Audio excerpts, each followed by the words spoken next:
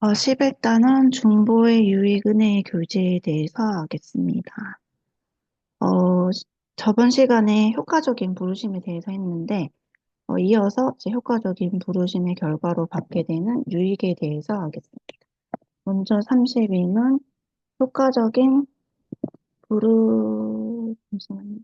효과적인 부르심을 받은 자들 인생에서 받는 유익에 대해서, 질문에는 무슨 유익에 참여하게 되나요? 효과적인 부르심을 받은 자들은 이 생에서 의롭다 하심과 자녀 삼으심과 거룩하게 하심에 참여하고 이 생에서의 여러 가지 유익들도 받습니다. 유익이라는 단어 자체가 이제부터 받는 모든 것이 우리에게 좋은 것임을 알려주고 있습니다. 근데 전제 조건으로는 우리가 받는 유익에 대해 보기 전에 전제 조건이 있는데 전제 조건이 바로 이제 효과적인 부르심을 받은 자라는 조건입니다.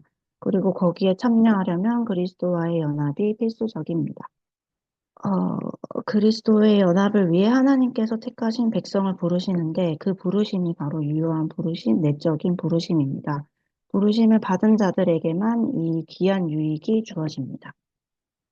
효과적인 부르심으로 우리가 그리스도와 연합되어 갖게 되는 유익들을 크게는 이제 세 가지로 나눌 수 있는데 이 땅에서의 유익, 죽을 때, 그리고 부활할 때로 놔두고 32문에서는 먼저 이 생에서의 유익을 설명합니다. 나머지 이제 33문, 34문, 35문에서는 이 생에서 받는 유익 세 가지에 대해서 얘기하고 있고 33문 칭의, 34문 양자됨, 35문 성화 세 가지가 있습니다. 우리가 생각했던 유익이나 복이 아닐 수도 있는데 칭의, 양자됨, 성화가 이 복의 핵심입니다. 다음으로 칭의란 의롭다 하심 칭의란 무엇인가요? 의롭다 하심은 하나님의 값없는 은혜의 행위신데 그가 우리의 모든 죄를 사면하시고 우리를 의롭다고 여겨주셔서 받아주시는 것입니다. 이는 오직 우리에게 돌려진 그리스도의 의 덕분이며 오직 믿음으로만 받는 것입니다. 칭의란 하나님의 값없는 은혜의 행위인데 첫째, 우리 죄를 용서하시는 것이고, 둘째, 우리를 의롭다고 받아주신다는 것입니다. 실제로 우리의 정체는 의인이 아닌데, 의인으로 봐주신다는 뜻입니다. 죄인이었던 우리에게 그리스도의 의를 덧입혀 주셔서 그 의를 보시고 우리를 의롭다 칭하여 주신 것입니다. 이것이 그리스도와 연합된 자가 누리는 특권이고 유익입니다.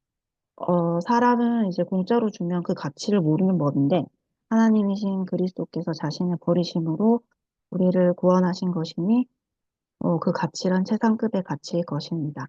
칭의에 대해서 생각할 때는 그리스도의 완전한 순종과 충분한 대속의 공로를 결코 빼놓을 수 없습니다. 그리고 오직 믿음으로 받는 것이라고 했는데, 이 믿음 또한 성령님께서 주신 선물입니다. 다음 33호 양자됨이란 자녀 삼아 주심이란 무엇인가요? 자녀 삼아 주심이란 하나님의 값없는 은혜의 행위이신데 우리를 수요 중에 들게 하셔서 그 모든 특권을 누리게 하시는 것입니다. 먼저 양자됨이라 이것 또한 하나님의 값없는 은혜의 행위입니다. 양자됨의 정의는 우리가 하나님의 자녀로서의 모든 특권을 누리게 하시는 것입니다. 양자가 되는 방식은 우리가 수요 중에 들게 하셨다라는 표현을 썼는데, 이 수요가 사전 찾아보니까 이게 낱낱해수, 단순히 수를 셀 때 쓰는 단어라고 하더라고요. 어, 이것은 이제 택자의 수입니다. 다시 말하면 이제 보이지 않는 교회의 회원의 수고, 다른 말로 하면 이제 택한 백성, 택한 자녀의 수입니다. 이 수요는 하나님이 변하시지 않으시는 것처럼 변함이 없는 수입니다. 이제 우리는 하나님의 자녀입니다.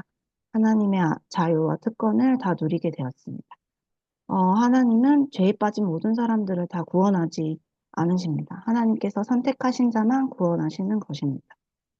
구원받은 자라는 것은 하나님의 자녀로서 택함받은 수에 포함되었다는 것을 의미합니다. 죄인인 우리가 그리스도의 중보로 인해서 하나님의 자녀로서의 특권을 갖게 되었습니다. 35문 성하란 거룩하게 하심이란 무엇인가요? 거룩하게 하심이란 하나님의 값없는 은혜로 일하심인데 우리가 전인격이 새로워지고 하나님의 형상에 따라 점점 더 죄에 대하여는 죽고 의에 대하여는 살게 하시는 것입니다.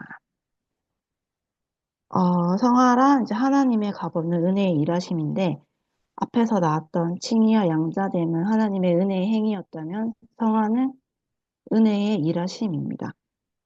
나, 비교해보면 액트는 단시간에 이루어진 일이고 월크는 장시간에 걸쳐 진행되는 일입니다.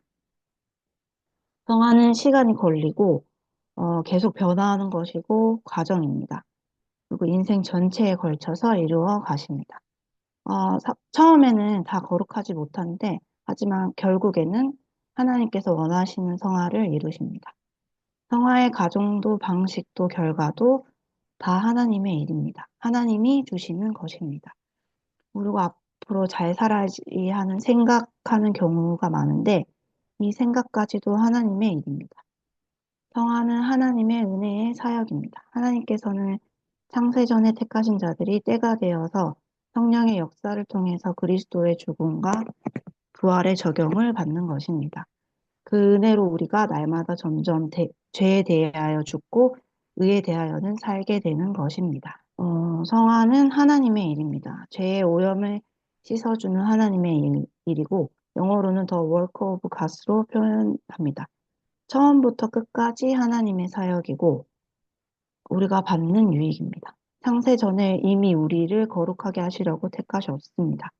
구원받은 자가 자기 힘으로 거룩해져 가는 개념이 아니라 하나님께서 우리에게 공짜로 하시는 일입니다. 처음부터 끝까지 하나님의 사역입니다.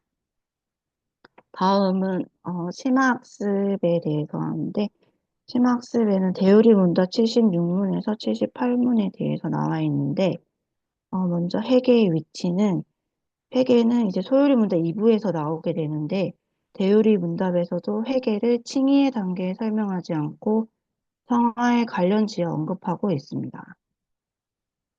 우리는 회계를 해야 칭의를 얻을 수 있다는 식의 회계의 행동을 강조하는 것은 옳지 않습니다. 오히려 하나님과 지속적인 관계를 맺어가는 부분에 있어서 회계가 필수적인 요소임을 알 수 있습니다. 회계를 해서 구원받는 게 아니라 구원을 받았기 때문에 회개하게 되는 것입니다. 죄에 대해서 더욱더 죽는다라는 표현이 나오는데 회개는 어느 한순간의 결심이라기보다는 죄의 잔재와 치열하게 싸우는 것입니다. 영적 전투라고 부릅니다. 그리고 생명에 이르는 회개라는 표현도 나오는데 이것을 나도 가져야겠다. 뭐 어디에 있는 거냐, 어떻게 해야 얻을 수 있는 거냐라고 생각할 수 있는데 중요한 것은 회개까지도 죄인의 마음에 하나님께서 조성하신 구원의 은혜라는 것입니다. 칭의와 성화의 차이점은 핵심은 이제 법적인 거룩함의 선언과 실제적인 거룩함으로의 과정입니다. 칭의는 하나님께서 그리스도의 의를 입혀주셨고, 성화는 하나님의 영이 은혜를 부어주사 그리스도의 의를 연습하도록 해주셨습니다. 또한 칭의로서 죄를 용서해 주셨고, 성화로서 죄를 이기게 하십니다. 모든 신자들이 하나님의 보복적 경로로부터 모두 자유케 되고, 이생에서 완전히 다시금 정죄함이 없게 하십니다. 성화는 모든 신자 간에 갖지 않으면 이생에서 결코 완전하지 않은, 다만 완전을 향해 자라간다고 나와 있습니다. 우리가 완전하게 성화될 수 없는 이유는 우리 죄의 잔재 때문입니다. 그래서 우리는 죄의 잔재와 끊임없이 싸웁니다. 성화의 과정에는 하나님의 놀라운 사랑의 원리가 깔려 있습니다. 하나님께서 자녀를 자라게 하실 때 기계적으로 하시지 않으시고 인격적인 교제 가운데 하십니다. 이것 또한 하나님의 사랑의 방식입니다.